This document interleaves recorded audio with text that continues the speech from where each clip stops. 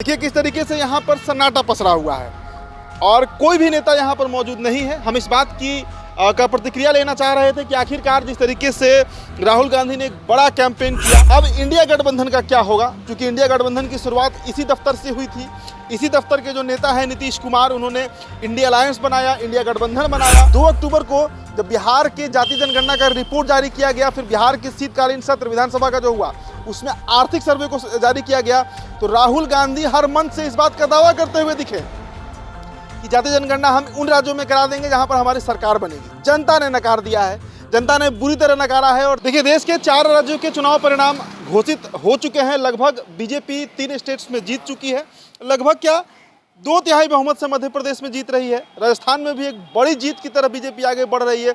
और छत्तीसगढ़, जहां पर सबसे अधिक शंका थी कि बीजेपी जीतेगी या हारेगी, वहां पर भी बीजेपी ने बहुमत को पा लिया है। एकमात्र एक राज्य तेलंगाना, जहां पहले से ये लग रहा था कि कांग्रेस आगे बढ़ेगी, वहां पर कांग्रेस जीत गई है।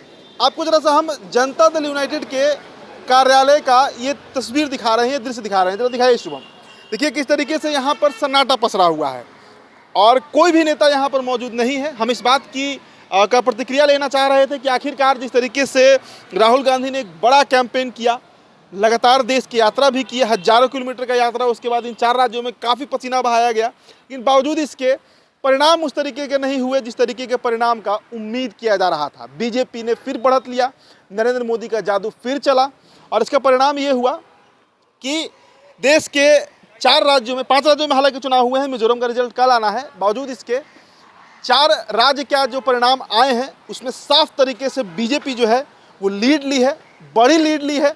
और इतना होने के बाद अब इंडिया गठबंधन का क्या होगा, क्योंकि इंडिया गठबंधन की शुरुआत इसी दफ्तर से हुई थी।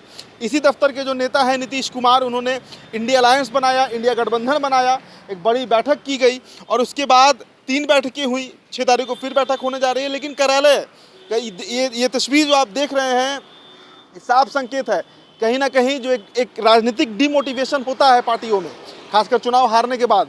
अगर ये स्टेट्स कांग्रेस जीत जाती तो एक बड़ा मैसेज कांग्रेस दे सकती थी इस बात को लेकर कि नरेंद्र मोदी का जो एक लहर है, एक वेव है, वो खत्म हो रहा है। लेकिन ऐसा बिल्कुल नहीं हुआ। और जैसा कि हमने पिछले वीडियो में चर्चा भी किया कि जातीय जनगणना जो है वो फेल कर गया इन राज्यों में। आप समझिए इस बात को कि जातीय जनगणना मास्टर कार्ड माना जा रहा था राहुल गांधी का।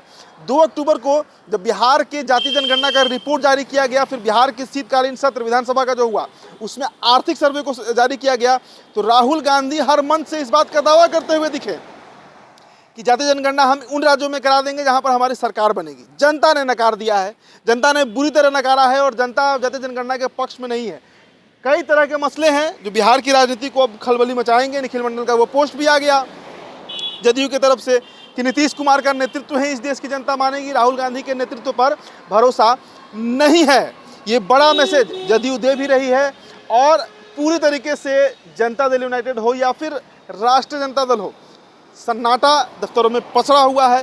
बीजेपी जश्न मना रही है, जो मध्य प्रदेश की बीजेपी है, छत्तीसगढ़ की बीजेपी है, राजस्थान की बीजेपी है, और एक बड़ा डिसिसिव जीत मिला है बीजेपी को। देखिए सेमीफाइनल माना जा रहा था, ये कहा जा रहा था कि 2024 लोकसभा चुनाव का जो सेमीफाइनल है वो इन 5 राज्यों के चुनाव होंगे, उसका परिणाम होगा।